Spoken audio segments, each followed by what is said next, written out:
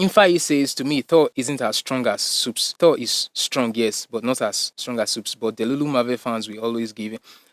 I'll stop there before the Marvel fans come after me in the comment section. I agree with this. Thor is very strong, but he's not as strong as Superman. One of the things that people always use to compare Thor to Superman, they will say Thor's biggest feat is turning the rings of Nividilea and then surviving the full force of a neutron star, which almost killed him, but he got revived. Then they will use it to compare Superman surviving a nuke and say a nuke is nothing compared to that. First of all, a nuke can't be compared to that. You know why? We have this false premise that, okay, if it is created on Earth, it's not as strong as something that is in space. That is just wrong. A nuclear weapon can simulate the temperature of the sun. A nuclear weapon can get as hot as the center of the sun. When Superman is being blasted by a nuclear weapon, he is taking the heat of the sun to the face, coupled with the force blast itself that is emitted, because it's not just heat, it's also a punch force. For Thor, it's just heat. That doesn't downplay Thor's feat, but at the same time, that doesn't downplay Superman's feat, especially knowing that Superman was already weakened to kryptonite before that stuff hit him. Also, the biggest feat of Superman in live action is not the nuclear weapon. In a newspaper in Batman Superman Dawn of Justice, it is written that Superman shifted a tectonic plate to prevent an earthquake. The closest to something like that Thor has done is shifting the rings of Nividilea. However, the rings of Nividilea are not as big as you think they are. If you see them in scale to Rocket's ship, you can still sight Rocket's ship in the frame. I don't think Nividilea is even as big as a city. It is a Dyson sphere, but it's not big. Why? Because the star itself is a dwarf star. I don't think that star is even as big as the moon. I don't even think that star is as big as a city. It's a very little star compared to how stars are. Our sun can swallow all the 9 planets and there will still be space. Our sun can swallow, I think, 100,000 Earths or thereabouts. Like, that's how big the sun is. So you can't compare the size of a sun to that. That was a dwarf star. And when they say Thor took the full force of his star, it's not like he took everything. It was the concentrated form of the blast that was shooting through that iris, not the entire star. In Zack Snyder's Justice League, it was stated that in order to be able to cut through Kryptonian alloy, you would need temperatures 3 times hotter than the surface of the sun. However, Superman cuts through a Kryptonian ship in Man of Steel with ease, which means Superman's heat vision is at the bare minimum hotter than the center of the sun. To be able to cut through the Kryptonian alloy used to make the Kryptonian ship, when Thor was exposed to the heat of the dwarf star, he almost died. If the thing that almost killed Thor is something that is not even as hot as Superman's heat vision, Superman's heat vision is capable of killing Thor. You see what Superman did to Shazam in Injustice? Superman can do that same thing to Thor. Also, Thor's lightning is not as hot as the center of the sun, which means Thor's lightning cannot kill Superman. It's obvious that Superman is stronger.